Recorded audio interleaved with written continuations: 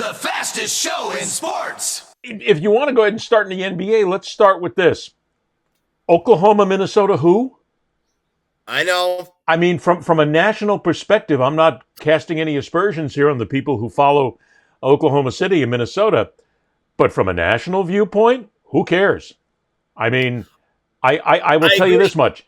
You could probably find people who are not too deep into the NBA who might be able to name a couple of players on the Knicks and the Pacers, but I don't know if you could say the same thing about Oklahoma City and Minnesota. Most of the players, I mean, there's great players there, but most people will go, I don't know who they are.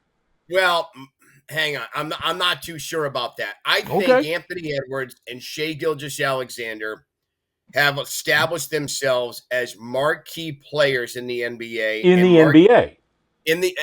Hang on. Not only that, but also in sports.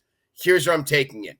Anthony Edwards made a name for himself last Olympics when he's on the team with LeBron and Steph and Durant, and Anthony Edwards comes out and says, game's on the line, and I'm taking the last shot because I'm the best player on the team.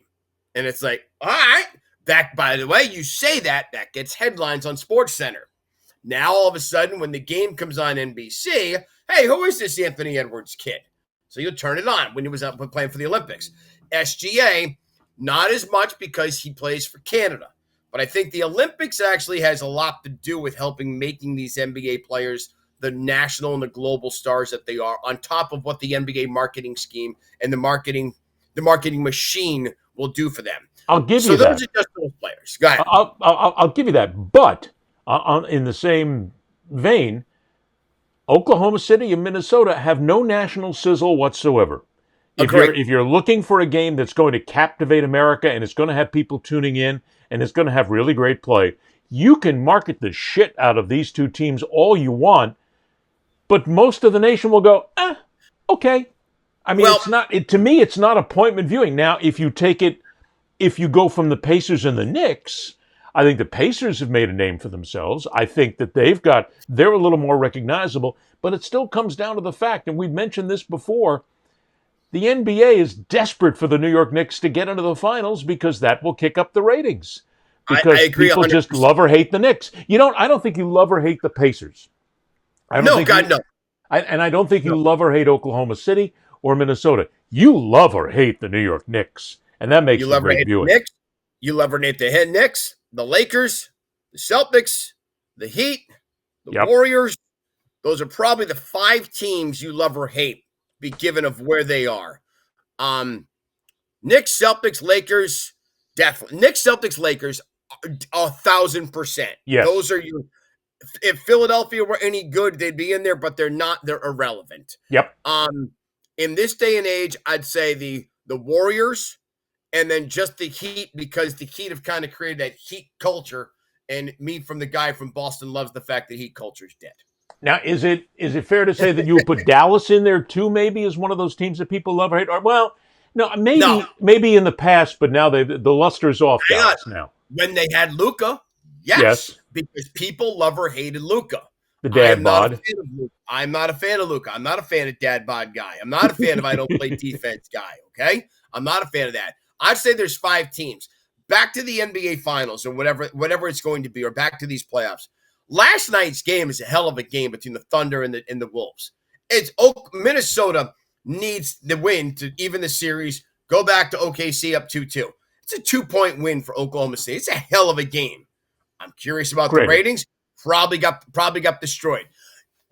Just because we're not going to see high ratings, and I'm putting my air quotes, you're not going to see big ratings numbers, does not mean that there's not going to be exceptionally high-level basketball. Couldn't agree more. Everybody, too often, people get into this ratings issue where they go, well, the ratings are down 20%, or the ratings are off from last year, or the ratings are not what they were 5 or 6 years ago.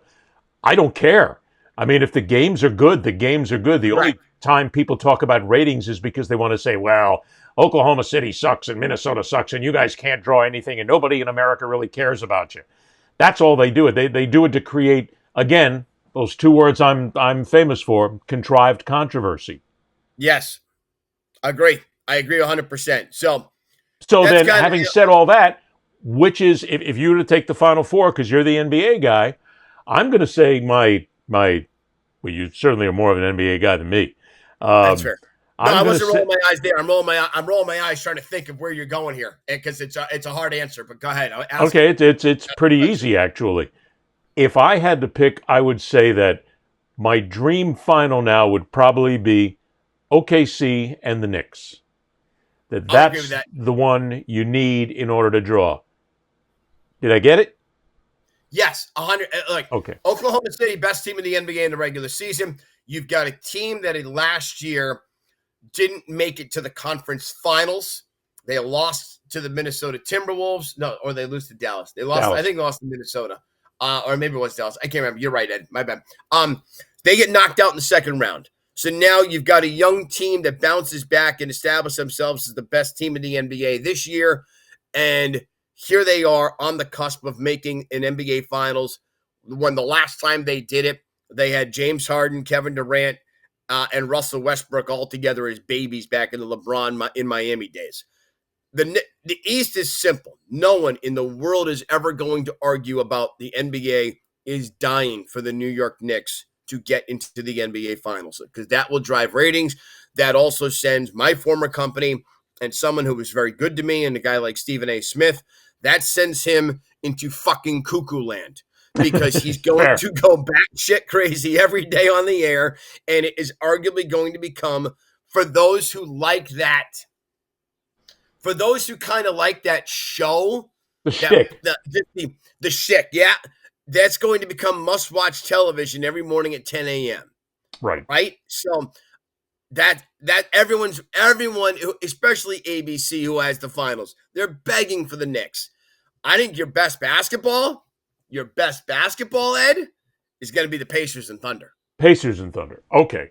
Pacers and Thunder. Best basketball, Pacers and Thunder. Problem is, if you're a non-NBA fan, you just have no idea who these people are. Well, that's correct. That's all part of it, but that happens a lot. I mean, the only sport, I think, where people will watch simply for the spectacle and they don't give a damn if it's two bad teams is the Super Bowl. Right. People will watch that because that's the way it's been marketed. But going back to the NBA then, I think the best thing for the NBA this season would be for the New York Knicks to make the finals and then get torched.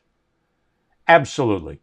Nothing would be better, because if the New York Knicks win, then the New York fans are all going to be puffing out their chests. They're all going to be climbing light poles. They're all going to be climbing subway trains somewhere to go ahead and prove how stupid some of them are. But it will then be, hey, the Knicks are the best. Look at this. And not only that, but the Dolans get to celebrate too. And I can't wait to see the Dolans get buried every single day of my life. But if an Oklahoma City wins, or somebody else wins except for the Knicks, that to me is better for the NBA, because that's going to open it up. People will say, wait a minute, I've been paying way too much attention over here. Yeah, the Knicks are the New York City team, but what about this team over here in Indiana? Yeah, what about this Oklahoma City? What about this Timberwolves team? The best thing in the world would be for the Knicks to get blown out. Wait a minute, you want to talk about a storyline? If the Knicks make the playoffs and get torched? You mean the NBA Finals? Yeah, and get in the finals? That would be an unbelievable storyline. The NBA would still make a tremendous amount of money. Can you imagine if it's 3-0 or 3-1, the opposing team against the Knicks? Ratings will go through the ceiling on those follow games after that, and the Knicks lose. Huge storyline. Huge. Ratings go through the ceilings. Ratings go through the ceilings for that one game to watch them get swept, but ABC is crying and begging because they need 5 games to break even. I don't give a shit what ABC wants.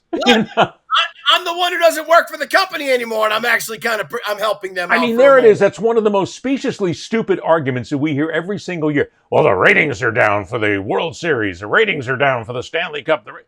I don't give a shit. If it's good sports and it's fun to watch, that's all I care about. Look, you want to know why people say ratings are down? There's no other metric to judge. Sorry, let me back this up for a moment. Go ahead. It's the laziest metric to judge how something is being played out. Yes. It's an absolute lazy metric. I don't know shit about baseball. I'm going to just look at the World Series numbers on how many eyeballs are watching the World Series, and I'm going to make that as my be-all and end-all determination.